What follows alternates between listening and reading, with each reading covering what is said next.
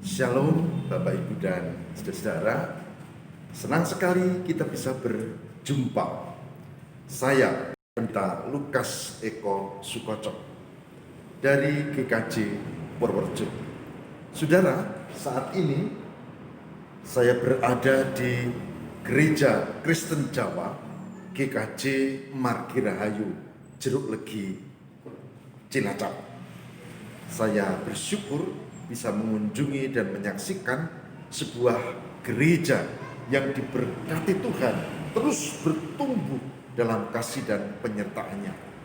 GKJ Jeruk Legi.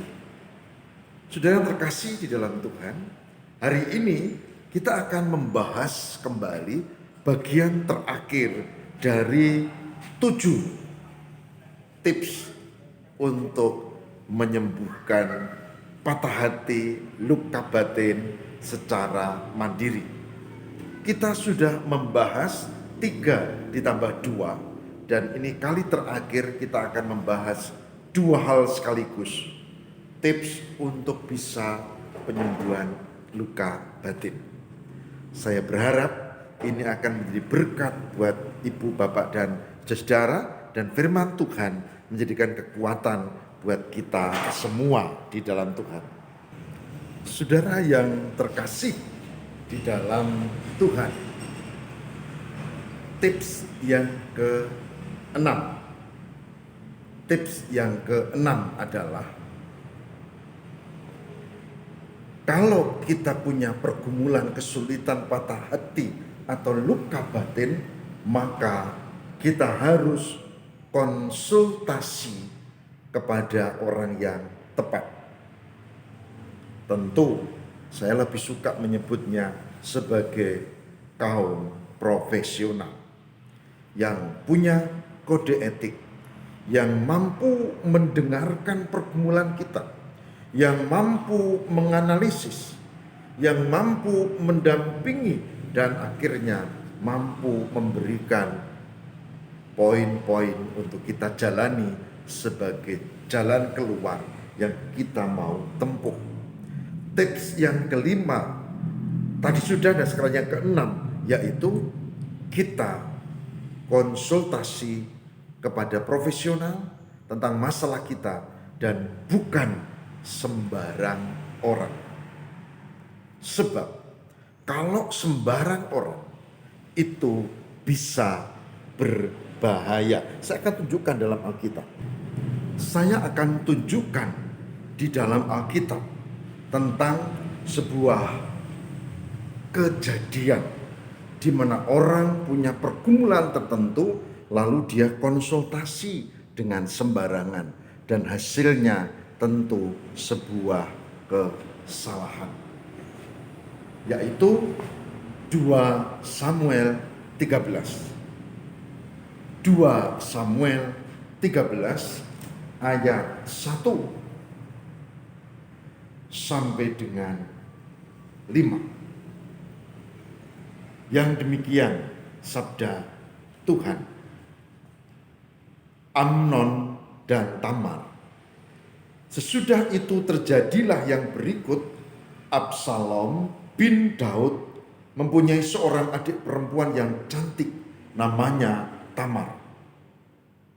Dan Amnon bin Daud jatuh cinta kepadanya. Hati Amnon sangat tergoda sehingga ia jatuh sakit karena Tamar, saudaranya itu. Sebab anak perempuan itu masih perawan, dan menurut anggapan Amnon mustahil untuk melakukan sesuatu terhadap dia. Amnon mempunyai seorang sahabat bernama Yonadab, anak Simea, kakak Daud. Yonadab itu seorang yang sangat cerdik. Katanya kepada Amnon, "Hai anak raja, mengapa engkau demikian merana setiap pagi? Tidakkah lebih baik engkau memberitahukannya kepadaku?" Kata Amnon kepadanya, "Aku cinta kepada Tamar adik perempuan Absalom, saudaraku itu.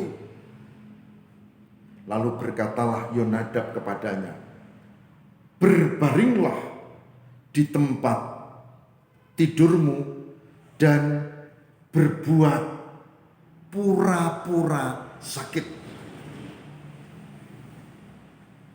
Apabila ayahmu datang menengok engkau, maka haruslah engkau berkata kepadanya, izinkanlah adikku Tamar datang memberi aku makan. Apabila ia menyediakan makan di depan mataku sehingga aku dapat melihatnya, maka aku akan memakan dari tangannya. Demikian firman Tuhan. Saudara, kisah ini sangat terkenal, sebuah tragedi di mana seorang kakak, meskipun beda ibu, dulur yang malah memperkosa saudaranya sendiri. Kenapa bisa terjadi? Karena Amnon jatuh cinta.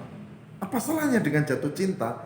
Karena Amnon salah berkonsultasi. Kenapa salah berkonsultasi? Karena dia berkonsultasi dengan Yonadab, orang yang cerdik. Kata lain adalah licik.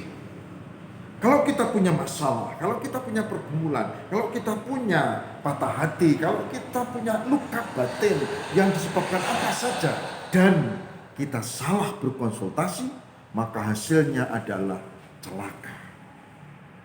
Oleh sebab itu, tips yang ke-6 adalah konsultasi dengan tepat. Lebih bagus ke profesional dan bukan ke sembarang orang, apalagi yang sama dengan kita, artinya yang tidak memiliki kemampuan profesional yang baik. Ada banyak contoh dalam kehidupan orang yang punya luka batin karena persoalan dalam keluarga, karena persoalan dalam gereja, karena persoalan di masyarakat. Dia ngobrol, kalau ngidur dengan teman, lalu aku tak antemi wae, lalu kekerasan terjadi. Kenapa? Karena salah berkonsultasi. Oleh sebab itu, poin ke-6 adalah jangan konsultasi ke sembarang orang, lebih bagus ke profesional. Ini poin ke-6. Dan poin ke-7 yang terakhir, saudara-saudara, kita akan hayati, tapi kita akan cermati bagaimana sabda Tuhan tentang hal ini. Mari kita bersama. Saya akan ajak kita, saudara, untuk mencermati dari Mazmur 46. Mazmur 46, perhatikan ayat yang ke-2 sampai dengan ke-4. Mazmur 46 ayat kedua sampai dengan ke-4 yang demikian sabda Tuhan. Allah itu bagi kita tempat perlindungan dan kekuatan, sebagai penolong dalam kesesakan, sangat terbukti. Sebab itu kita tidak akan takut sekalipun bumi berubah, sekalipun gunung-gunung goncang di dalam laut, sekalipun ribut dan berbuih airnya, sekalipun gunung-gunung goyang oleh geloranya. Mazmur 46 ayat 2 sampai 4. Perhatikan ayat yang kedua. Mazmur 46 ayat kedua, saya ulang baca. Allah itu bagi kita tempat perlindungan dan kekuatan, sebagai penolong dalam kesesakan, sangat terbukti. Mazmur 46 ayat 2. Saudaraku yang terkasih di dalam Tuhan, poin yang terakhir yang ke-7, tips untuk kita adalah Jangan melupakan Tuhan. Boleh bikin tips 1, 2, 3, 4, 5, 6, tapi tips yang ketujuh, dan ini urutan yang utama sebetulnya, yaitu kita datang kepada Tuhan dan kita memohon berkat supaya kita dibuka, supaya luka batin kita diangkat, disembuhkan, dan kita bisa mengatasi. Adapun poin 1 sampai 6 itu langkah teknis yang harus kita lakukan. Tapi poin ketujuh yang penting adalah meyakini Tuhan itu penolong, Tuhan itu kekuatan, Tuhan itu yang memberikan penyertaan. Bahkan dikatakan penolong dalam kesesakan sangat terbukti. Sangat terbukti. Oleh sebab itu, kalau kita punya pergumulan, kesulitan, luka batin, persoalan apapun, saudara-saudara, lakukan teknis tadi yang 1 sampai 6 yang sudah kita bahas sebelumnya. Tapi yang tidak boleh dilupakan adalah kita harus punya sungguh-sungguh berserah dan mohon kekuatan kepada Tuhan. Saudaraku yang terkasih di dalam Tuhan, saya tidak tahu pergumulan, luka batin, kesulitan, bahkan patah hati yang saudara-saudara alami. Tentu ini bukan soal cinta. Tentu ini juga bukan soal karir.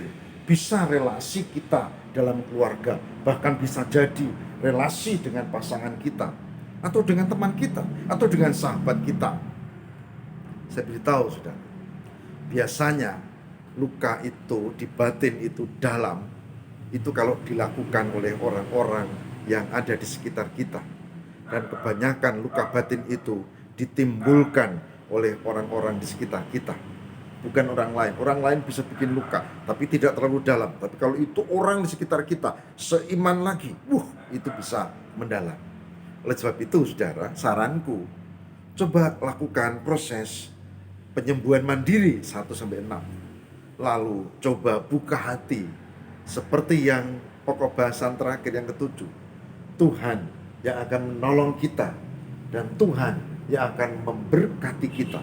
Saya undang saudara-saudara untuk membuka hati dan biarkan Tuhan menjamah, mengangkat luka batin kita. Sementara 1 sampai 6 kita belajar.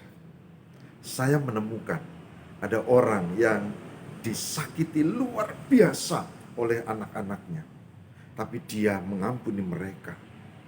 Saya juga pernah menjadi saksi, ada orang yang disakiti luar biasa oleh pasangannya. Ini dia tidak seiman, pasangannya seiman. Lalu dia menjadi seiman juga. Akhirnya menjadi pengikut Kristus. Tapi ternyata yang lebih dulu menjadi pengikut Kristus itu meninggalkannya. Dia disakiti luar biasa. Saya bertanya, apakah ibu dulu tidak mengikut Kristus dan sekarang sudah disakiti luar biasa? Apakah ibu akan meninggalkan Kristus karena suamimu pun meninggalkannya? Saudara, waktu itu hujan deras dan beberapa kali petir menyambar dan dia menangis. Tapi jawaban yang keluar dari bibirnya luar biasa. Karena dia mengatakan, saya akan mohon pengampunan Tuhan. Saya mohon supaya tidak sakit hati. Dan saya mohon supaya aku tetap setia di dalam Tuhan. Luar biasa. Orang yang disakiti tapi tetap setia di dalam Tuhan. Padahal dia dulu bukan atau tidak mengenal Tuhan. Saudara, mari kita berjuang bersama untuk bangkit dari keterpurukan, menyembuhkan luka-luka batin kita, dan ingat, Tuhan sumber kekuatan sangat terbukti. Amin. Mari kita berdoa. Tuhan, berkatilah supaya kami mampu untuk hidup dan berserah kepada Allah, sehingga memiliki kemampuan untuk menyembuhkan luka batin karena pertolongan Tuhan. Berkatilah yang mengikuti program ini, channel ini, renungan hari ini, RHI, dan kami percaya Tuhan menyertai. Terima kasih Tuhan, Kami mohon, kabulkan doa kami demi Kristus pengantara kami. Haleluya. Amin.